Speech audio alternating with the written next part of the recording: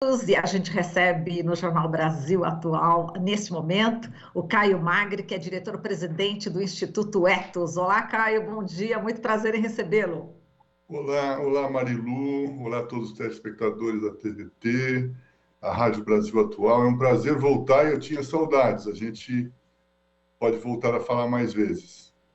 É verdade, a gente sempre estava em conexão com você, né, Caio? Aí ficou a pandemia, aquela confusão Eu toda. acho que as nossas agendas continuam convergentes, mas tem coisas que realmente demandaram muito nesse período, né? Eu acho que a gente continua assim.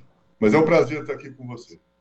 Ah, o prazer é o nosso, Caio. Bom, por que que a gente pensou em você, Caio? A gente leu um artigo recente, escrito pelo Ricardo Semler, né? Vou explicar para quem não conhece o Ricardo Semler. Ele é empresário, sócio da Senko Style Institute, fundador das escolas Lumiar, foi professor visitante da Harvard Law School e de liderança no MIT, no Instituto de Tecnologia de Massachusetts, Estados Unidos. O Ricardo Semler escreveu no Tendências e Debates da Folha de São Paulo, dias atrás, um artigo que tem como título As Armas, companheiros, empresários, é hora de união para evitar o pior. Bom, quem vê primeiro, né, aqui as armas, a gente vai fazer um certo suspense ainda, né, porque ele, no final do artigo dele ele explica, mas de certa forma ele faz um alerta muito importante em relação às eleições. E aí, eu vou citar um dos trechos desse artigo, vou citar vários aqui para a gente poder bater um papo, né, Caio? Mas eu vou começar com o seguinte trecho que ele fala sobre o Lula. Ele diz o seguinte: agora, obstinada procura míope pela terceira via continua criando um risco substancial à nação. Lula, do PT, segue líder nas pesquisas, mas há sinais de que sua vitória pode estar em perigo. A jogada do Auxílio Brasil, obtida com ampla corrupção no Congresso, ainda não fez o efeito, nem o fim da pandemia, com o aumento de empregos que virá junto.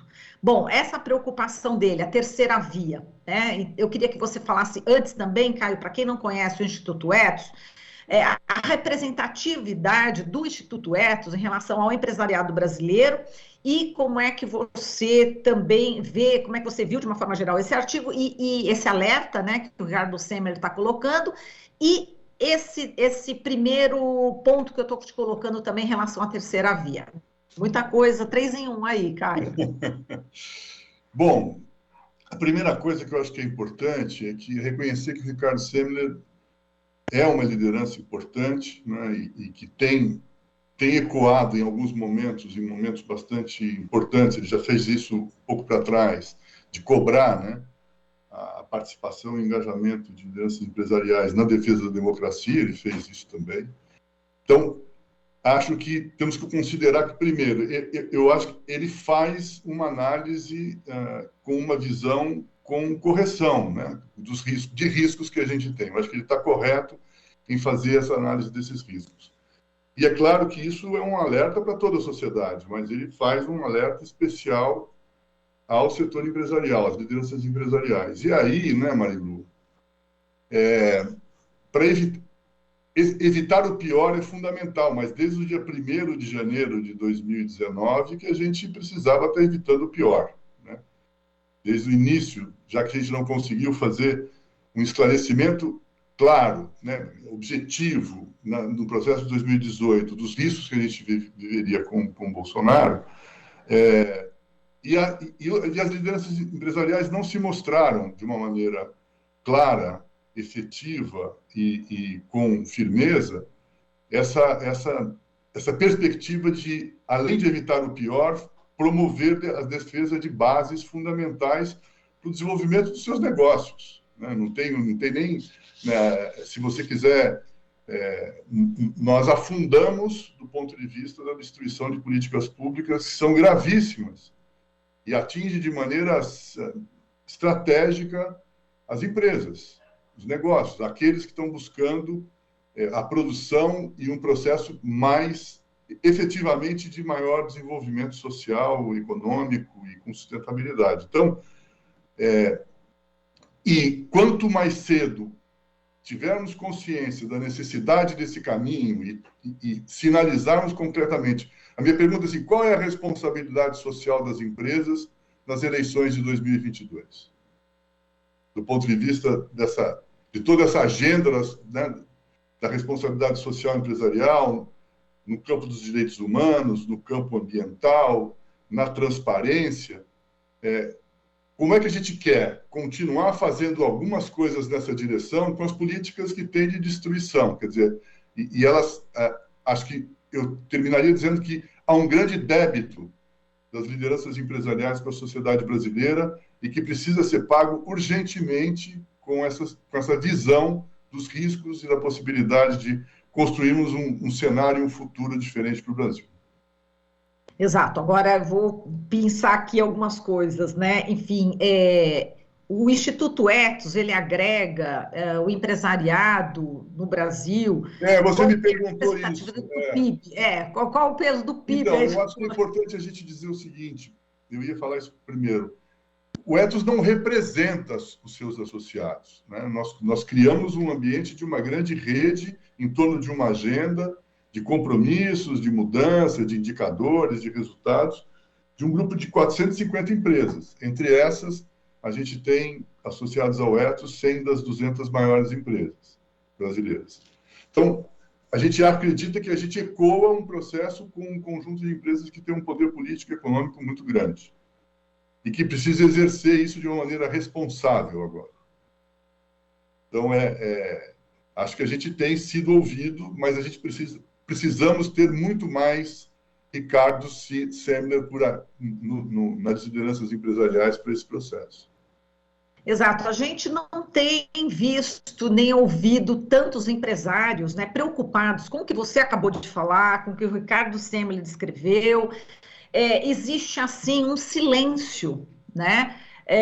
Não são tantas vozes. E é isso que, por exemplo, o Instituto Ethos, o Semler, está tentando mobilizar, está tentando fazer com que os empresários tomem realmente uma atitude. Será que vai surgir aí uma carta, né? Enfim, a gente está nesse ano de eleições. Qual que é a tua expectativa? Eu acho que as lideranças empresariais têm um débito, e esse débito são com 3 pontos que necessitariam de um movimento como esse seu, de uma vocalização, de um posicionamento público em torno da defesa intransigente da democracia e a apresentação dos riscos já vividos e os riscos que a gente ainda tem e são atuais. Um outro ponto é um compromisso absolutamente concreto com medidas das próprias empresas para a promoção de um desenvolvimento mais justo e sustentável. Esse é um terceiro ponto. E o segundo ponto, e o terceiro fundamental, que é a geração de mais e melhores empregos. Quer dizer, eu acho que isso é da natureza, né? Da natureza da perspectiva de funcionamento, né? De um capitalismo que tenha as regras necessárias para a sua própria sustentabilidade. Então, acho que esses 3 pontos, Marilu, precisam estar endereçados, né? E endereçados é o seguinte: quem é que vai fazer isso? Do ponto de vista da representação da sociedade numa instância como o governo e no Congresso Nacional. Não podemos deixar o Congresso Nacional de forma nenhuma de fora dessa questão, né? Então, acho que esses 3 pontos mereceriam, sem dúvida, uma urgente discussão liderada por lideranças empresariais que estão aí, em alguns momentos, se posicionaram de uma maneira muito interessante, muito importante, né? Eu acho que no pós-7 de setembro, né, na tentativa de golpe, na tentativa de ataque à democracia de uma maneira frontal do governo Bolsonaro, liderado pelo Bolsonaro, é óbvio, houve uma reação, mas quando começam a fazer alguma contabilidade que é cada vez mais incompreensível para mim, porque as empresas quer dizer, há uma concentração, há uma ampliação muito grande das desigualdades, há uma concentração, e aí qual é o posicionamento de lideranças empresariais, de pequenas empresas, médias empresas, entidades setoriais, que estão hoje sendo todas as atividades industriais, né? Eu acho que a gente tem aí exemplos importantes de análise da destruição. dos empregos e direitos sociais para o trabalho, e, ao mesmo tempo, uma grande oportunidade para reverter, por exemplo, a possibilidade da gente ainda precarizar ainda mais essas relações de trabalho, essas relações de direitos sociais e econômicos, né? Então, é uma chamada à consciência das empresas, quer dizer, o mundo não... E aí tem uma pressão, tem um enforcement, tem uma perspectiva forte.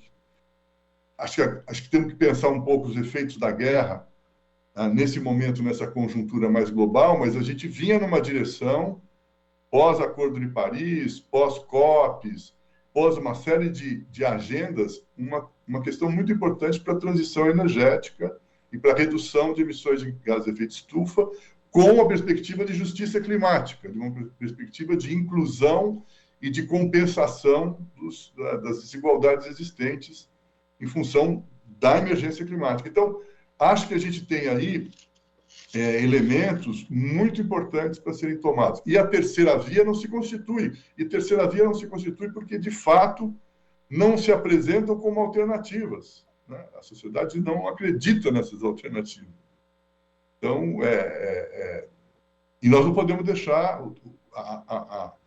o tempo passar, né, numa impossibilidade de conseguir conquistar uma articulação, uma frente ampla, uma frente que tenha diversidade e que seja representativa para o futuro do Brasil, né? Exato. O fato do Semler também citar o Lula, né, da vitória do Lula, é sinal que ele, digamos assim, uma leitura, né, que a gente faz, ele está apostando na vitória do Lula, enfim, já que a candidatura do Lula, segundo ele, corre riscos. Acho que tem uma questão que é essa.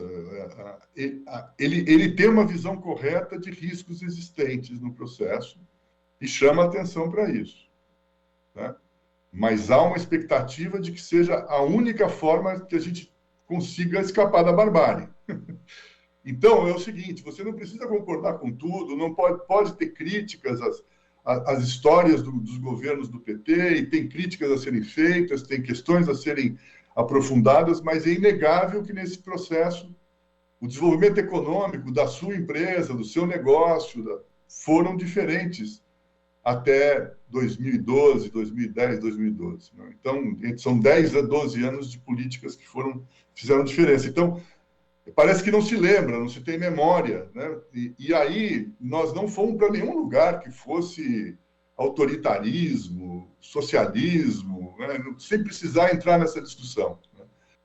Nós simplesmente reduzimos desigualdades num certo período e promovemos desenvolvimento e investimento no mercado interno, na qualificação, na educação, na saúde, que são são estruturas de políticas sociais fundamentais para se ter o desenvolvimento econômico. Então, a gente ainda está passando a pandemia, está num processo, né, nesse momento, num processo, num certo estágio da pandemia, que tivemos um governo que usou a pandemia para destruir ainda mais o que a gente já tinha conquistado e não conseguiu se defender a sociedade nem o povo brasileiro nesse momento, nesse processo, né? Então, é muito grave, é realmente muito grave, né? A atenção das lideranças empresariais, elas não vão resolver. O que a gente precisa, de fato, é um movimento social amplo, plural, diverso, que assume uma perspectiva histórica para o Brasil nesse momento bastante clara, né? Pela democracia, por um desenvolvimento justo e sustentável, por uma construção permanente de diálogo para encontrar soluções comuns, né? Para as questões fundamentais como o combate às desigualdades e o enfrentamento da emergência climática, que já provoca questões muito graves para o Brasil e para outros países, mas isso é fundamental.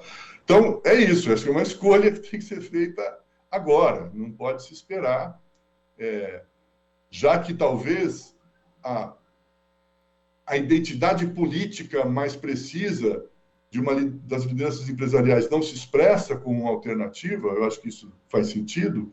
Temos que entender quais são os princípios e as premissas para continuar se considerando, né, um cidadão e uma cidadã brasileiras com responsabilidade e com direitos garantidos, né, para todos.